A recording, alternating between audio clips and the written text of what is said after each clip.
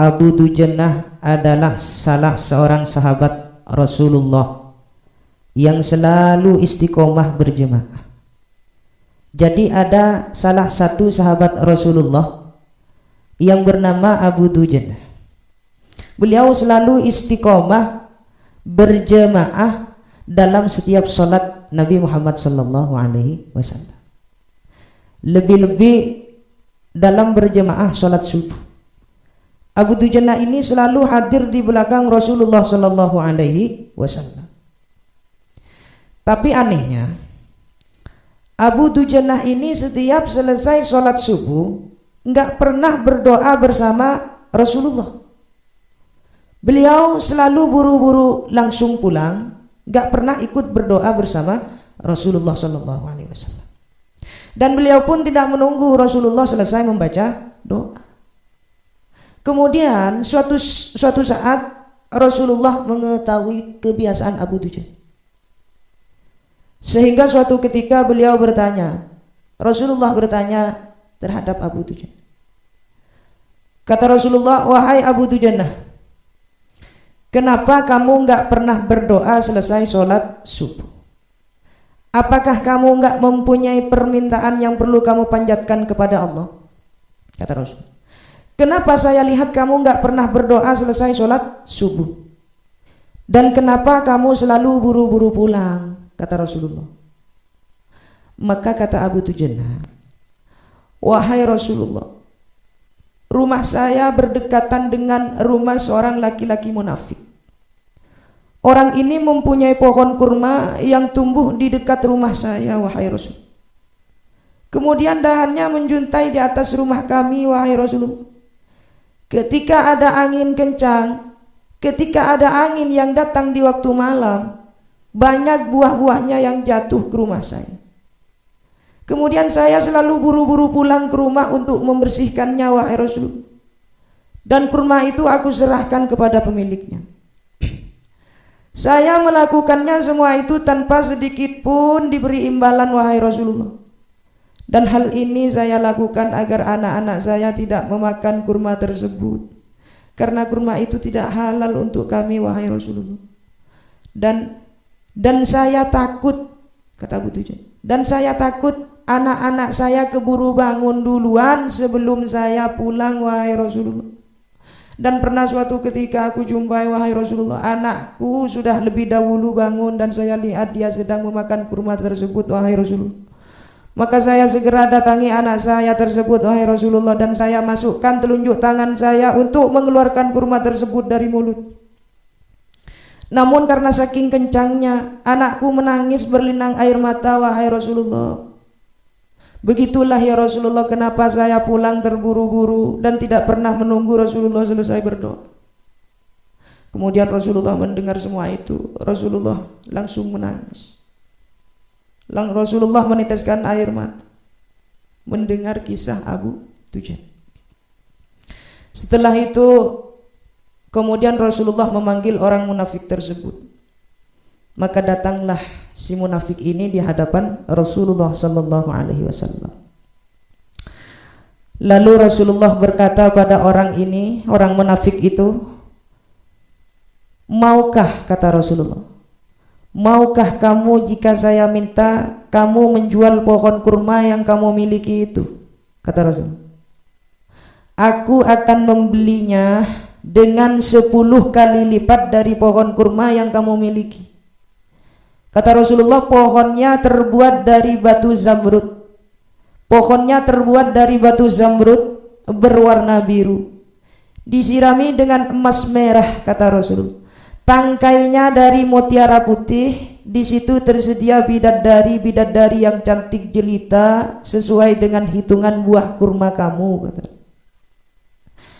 Apa kata si munafik tadi?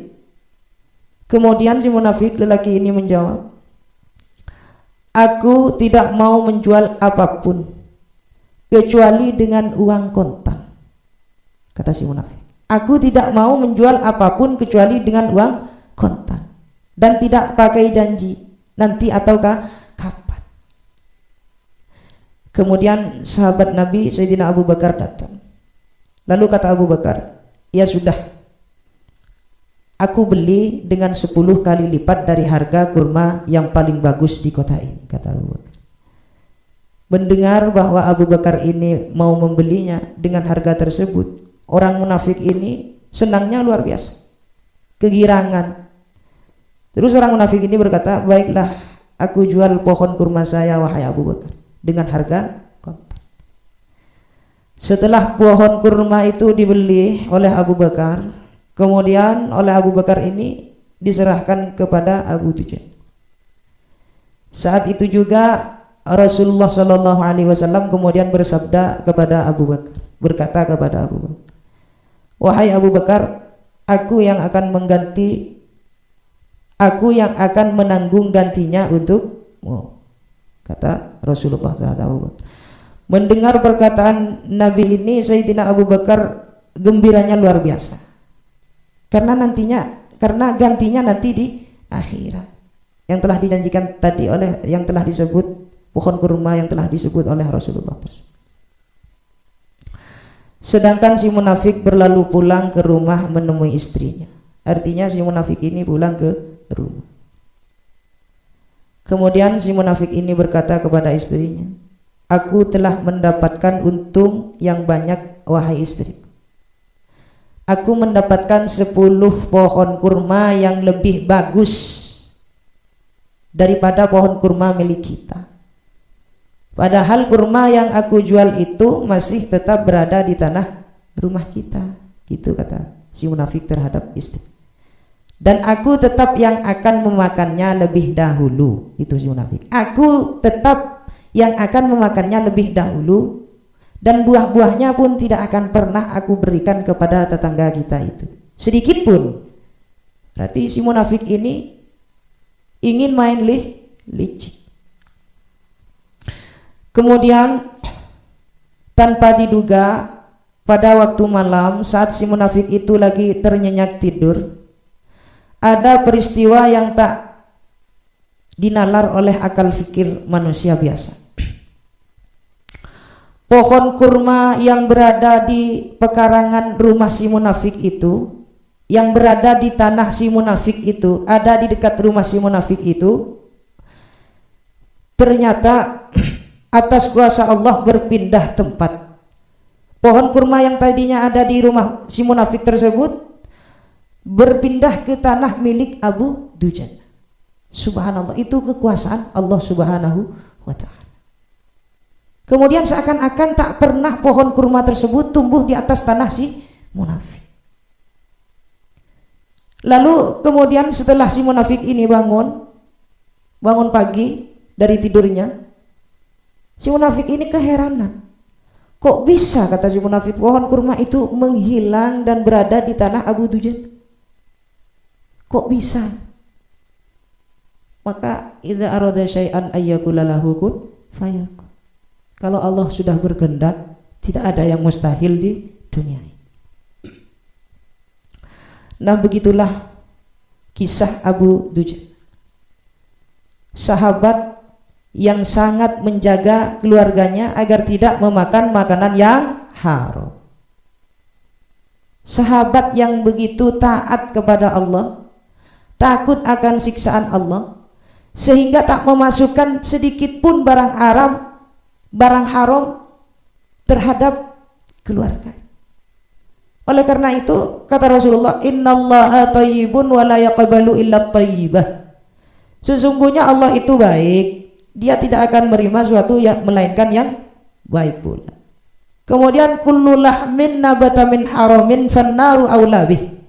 Kullu lahmin, setiap daging, nabatah yang tumbuh min haramin, dari perkara haram, fannaru aula bih, maka nerakalah yang pantas untuk jasad tersebut. Maka kita hati-hati. Hati-hati. Jangan sampai kita memasukkan barang haram ke mulut, ke dalam perut keluarga kita.